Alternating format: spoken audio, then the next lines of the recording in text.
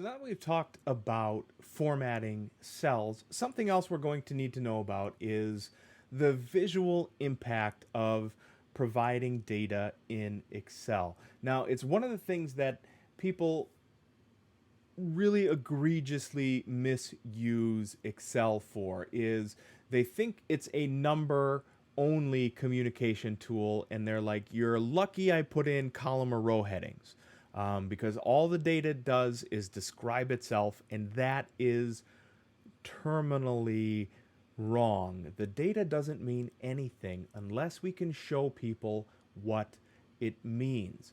So one of the things you do an awful lot of in the chapter 2 portion of Excel is work with charts and graphs and things of that nature. I just wanted to point out where that is located in the ribbons. It is in the insert menu. Yours may look a little bit differently than mine does. Mine is in dark mode now on a Mac because it's late and I'm on a Mac. But from here, what we can do is we can, there we go.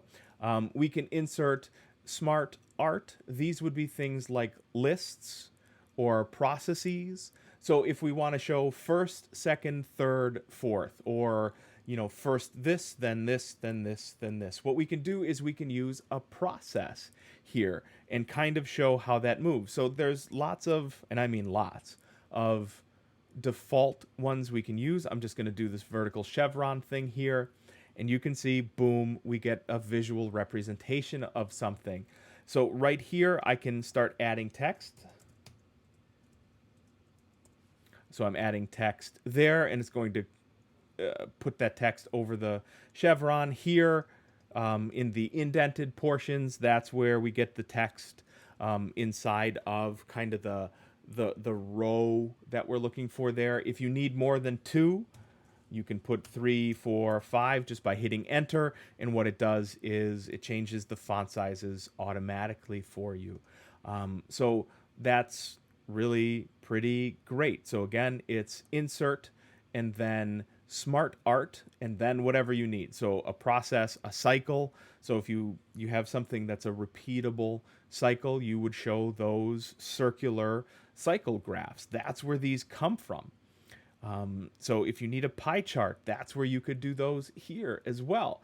The other thing I just wanted to show, because again, I think the training material does a good job with like selecting data and making a chart or a graph out of it. That's fine.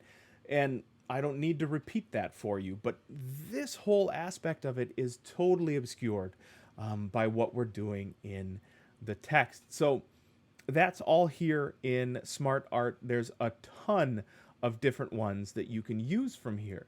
The other one I did want to mention that I think if you use it sparingly is perfectly okay is WordArt. So WordArt is on the other side. It's all the way here on the left, and there's a little drop down here for WordArt, and you can pick whatever kind you'd like. So you can take and move this if you center the crosshairs, essentially the drag any place on that box around there, you can move your WordArt. So if we were to, steps in the process. Wow. Like so.